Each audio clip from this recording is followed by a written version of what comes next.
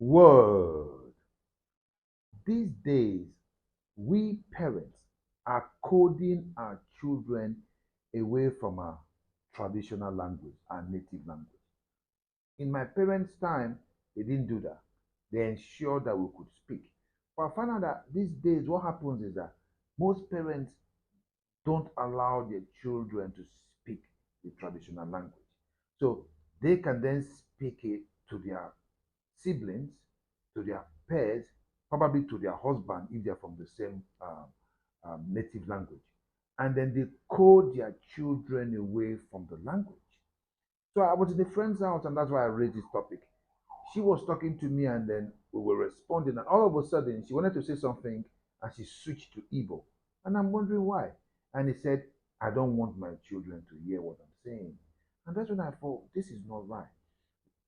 Because of our own selfish interest, we have deprived our children from knowing the language that they are entitled to understand.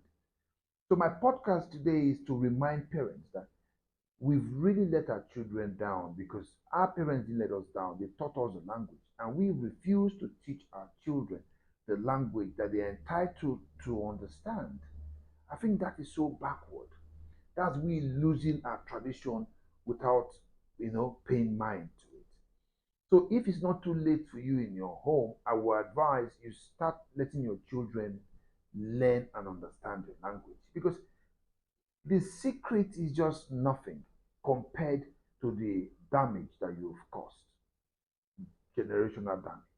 They cannot teach their own children, so that language is missing. So please make it a point of duty if you still have the time, try to teach your children your traditional language. So tradition will continue. That's my conversation today. I put a word to this. Advice, just go back and listen if you don't understand that. It's clear. I word this. Word.